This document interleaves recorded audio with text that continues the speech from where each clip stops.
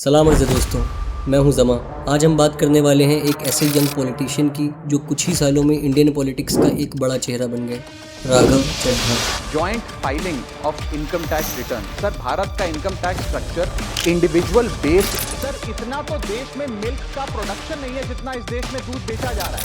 Food adulteration is a raising health crisis और खास की दो सबसे बड़ी गरम मसाले बनाने वाली कंपनियों के प्रोडक्ट्स यूएस, यूके और सालों में ईंट का पाउडर और लकड़ी का चूड़ा, चाय में इस जीवन में दो ही चीजें निश्चित हैं। There are only two things that are certain, death यानी कि मृत्यु और दूसरा है टैक्स। राघव चड्ढा पॉलिटिशियन से पहले चार्टर्ड अकाउंटेंट भी हैं और कुछ साल उन्होंने कॉर्पोरेट सेक्टर में भी काम किया और बाद में 2011-12 में एंटी करप्शन मूवमेंट के दौरान वो एक्टिविज्म में आए और वो मूवमेंट बाद में एक पॉलिटिकल पार्टी बना, आम आदमी पार्टी। वीडियो में आगे बढ़ने से पहले मैं चाहूँगा कि आप हमारे चैनल को सब्सक्राइब कर लें और बेल आइकन को ज़रूर दबा लें ताकि आने वाली वीडियो आपसे ना छूटें। आपके शुरुआती दिनों में ही राघव चड्ढा पार्टी के यंग और एजुकेटेड फेसेस में से एक बन गए। 2015 में दिल्ली में आपकी गवर्नमेंट आई और चड्ढा को Delhi dialogue and development commission का वाइस चेयरमैन बनाया गया। 2022 में उन्हें पंजाब से राज्यसभा एमपी बनाया गया और कुछ समय बाद उन्हें आपका राज्यसभा डिप्टी लीडर भी बना दिया गया। पार्लियामेंट में राघव चड्ढा को एक एक्टिव एमपी माना जाता था। उन्होंने कई पब्लिक इश्यूज उठाए, जैसे राघव चड्ढा ने पार्लियामेंट में टेलीकॉम कंपनीज और मोबाइल टैरिफ्स का इशू उठाया। उन्होंने कहा कि मोबाइल रिचार्ज और डेटा प्लान्स महंगे होते जा रहे हैं। इंडिया में करोड़ों लोग मोबाइल इंटरनेट पर डिपेंड करते हैं पढ़ाई, काम और कम्युनिकेशन के लिए। अगर चार्जेस बढ़ते रहेंगे तो गरीब और मिडिल क्लास लोगों पर बर्डन पड़ेगा। उन्होंने गवर्नमेंट से पूछा कि टेलीकॉम सेक्टर को रेगुलेट कैसे किया जा रहा है और कंज्यूमर्स को प्रोटेक्शन कैसे मिलेगा।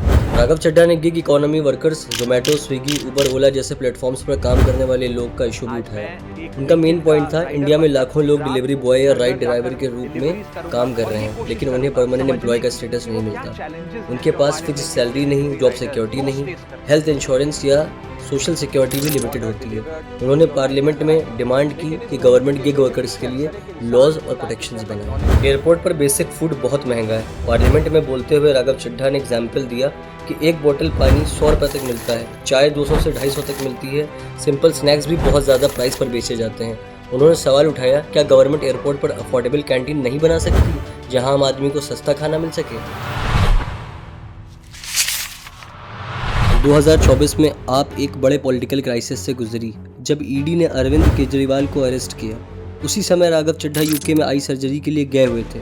आप नेताओं ने कहा कि उनकी आई कंडीशन सीरियस थी, लेकिन पॉलिटिकल ऑब्जर्वर्स ने यह भी कहा कि पार्टी के सबसे मुश्किल समय में वो पब्लिक पॉलिटिक्स में उतने एक्टिव नहीं दिखे। एक और कंट्रोवर्सी तब आई जब अपोजिशन पार्टीज ने इलेक्शन कमीशन ऑफ इंडिया के चीफ इलेक्शन कमिश्नर के खिलाफ इम्पीचमेंट मोशन लाने की कोशिश की। इस मोशन पर कई अपोजिशन एमपीज ने साइन किए लेकिन राघव चड्ढा ने साइन नहीं किया। इस पर सवाल उठे कि उन्होंने अपोजिशन यूनिटी का साथ क्यों नहीं दिया।